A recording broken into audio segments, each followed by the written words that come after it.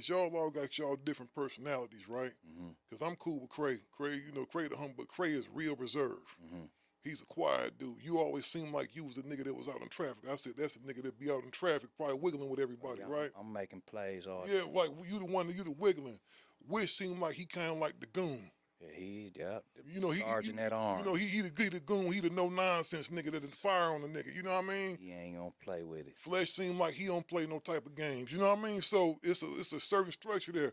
But Bizzy is the wild card. He's the nigga that's gonna start a fight somewhere he ain't supposed to start a fight at and go talk some shit, to say some shit he ain't supposed to say. I was at the Versus, right?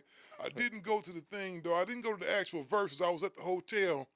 I actually had it, because I'm cool with one of my homeboys, shout out to Uncle Beats, who down with 3-6, right? Do a lot of shit with 3-6, so I was up there fucking with Crunchy Black. Uncle Beats, that's my dog. That's your boy? Yeah. That's my nigga right there. You know, shout out to Boo, I was kicking it with, you know, Lola and the other homie. And we was up there talking. They said, why you over here still? You a Cleveland nigga. You came to get some intel for your bone people? Because we about to smash them. And they had all kind of niggas running through the hotel. I never felt like a little kid again, dog, but when the homies 8 Ball and MJG came through that motherfucker, and you know that nigga MJG, he almost, you remember that old school movie, Willie Dynamite, how that nigga walked down the stairs of that courthouse? That nigga MJG don't touch the ground when he walk. He really like a pimp. He really in character all the time. You know, he come in there, he got 2 white girls in his arm. He skip up in that motherfucker. I'm like, oh shit, they don't bought MJG. And I said, y'all niggas just got to pull a cheat code out for all the Cleveland niggas. They will come by themselves. But then y'all came with some surprises. Did you think it was going to be one of them moments, man, when Bizzy tripped out up there? I mean, you always got to expect something to happen, you know what I mean? Just like with that whole Bone Thugs and Harmony and 3-6 Mafia, the history is so rich and the feud was so real. You know what I mean? Like, we had to expect something. You know what I mean? But Bizzy Bone, you know what I mean? That's Bizzy Bone. You never know. That he gonna say something gonna... It might just get cracked. You ugly motherfuckers to keep playing with me. And I just remember Boo going, Bizzy, you a hater. You a hater, Bizzy. Yeah, rest in peace to Boo. Yeah, rest in peace to Boo. Lola was on. He a hater? Man. Was he a hater because they was ugly or what? Because he said y'all some ugly. Oh no, I just think that's what you call a motherfucker when you get a lost words. That shit was funny as a motherfucker. Our joke backstage was like, these ugly motherfuckers. And this nigga blurted that shit out. The comeback was you a hater. A nigga say you an ugly motherfucker. Yo, you just a hater. The shit was so funny because it seemed like it came from out of nowhere because you ain't know if Bizzy was playing at first, but then he was serious than a motherfucker. Yeah, no, I mean that nigga is passionate.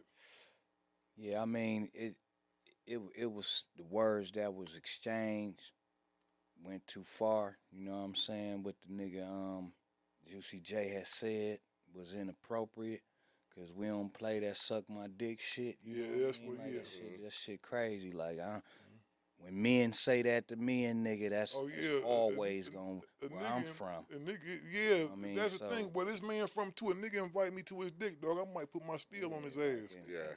And that's why that got out of hand like that, you know what I mean? But, you know what I mean, just, and I want to add, you know, we talked to them. We probably about to go on tour. We was about to go on tour with them right after that until Boo passed, you know what I mean? So yeah, rest in peace, Boo. They was working on that, so you know what I mean? Like all that shit get squashed, man. Misunderstandings, heat of the moment, all that testosterone, all that talent, all that bravado up there, you know what I'm saying? Yeah. So you gotta expect something to happen, man.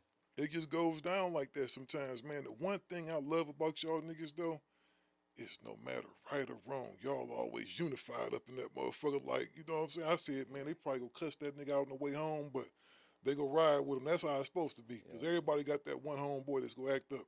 Oh, definitely. But you gotta ride with him because y'all don't been y'all family. I mean, you know what I'm saying? The thing about it is he ours, you know what I'm saying? So y'all can't touch him. That's real shit right Flat there. out. For sure. That's real shit. Now, let me ask you this, bro. And you ain't got to say no names, man, but did you ever see one of them fake Bone groups and just laugh, man, and just say this is the worst shit ever? Like, what's the worst copycat? What's the worst knockoff you don't seen? Ah, man, it was just one group out of New Orleans them niggas hated us. We ain't know who they was. I ain't even know who they was till about 15 years later, like, but they really wanted to be Bone. I don't even know their name, but they know who they are. Yeah, you don't want to give them no publicity like that, man. Of course not. You don't want to give them no pub, Them niggas man. was weak, you know what I'm You saying? already Like, gave them enough pub by saying where they was from. yeah, them niggas down there now, they gonna take that little segment and say, see, he was hating us the whole We time. already gave them enough. You was a hater, Layzie Bone. We already called them where they was from, so now they gonna be feeling good. The nigga said where we was from, dog. Nigga can't never call me no hater, man. I open doors for niggas. So, Exactly. You know what I mean, like, they can say what they want to say. That if that's what you got to say about me, you really don't know me, because you can ask anybody who know me. You know what I mean? Y'all done gave a lot of cats opportunities, dog.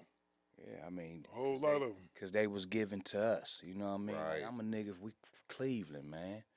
Who would have imagined, like, you got to think, 93, when y'all put out Menace to Society, you know how 93. much influence that shit was in my life? Mm.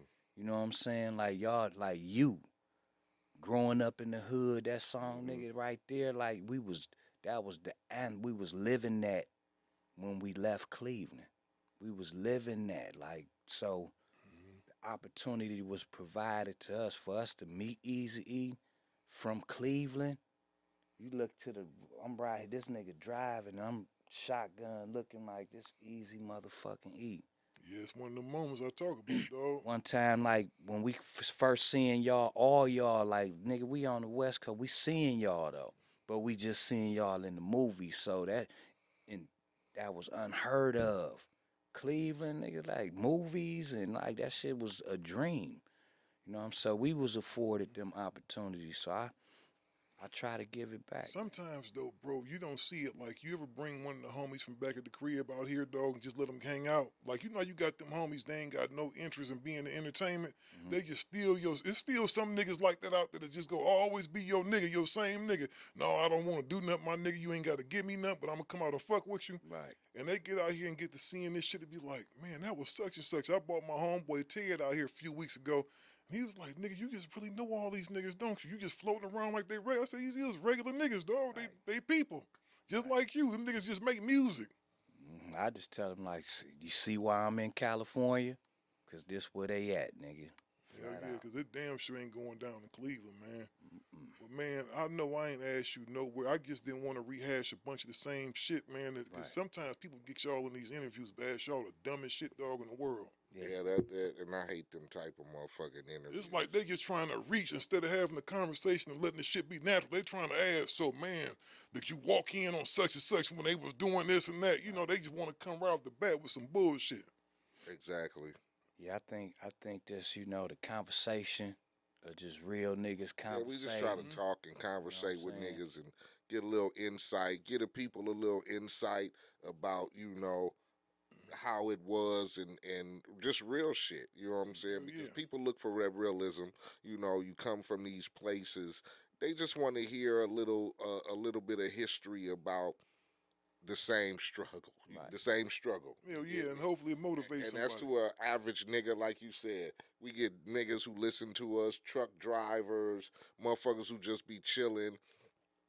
They just want to hear that motherfuckers is normal motherfuckers sometimes. Hell yeah, and hear your perspective on stuff. Exactly. A lot of time niggas don't want to hear, like, you got a problem with this motherfucker. This conspiracy that happened, or we heard this, or we heard. Man, I don't like to do that. And that's something I used to tell Steele about. Like, we just got to talk to niggas about. And if it's a connection to the street, you know what I'm saying?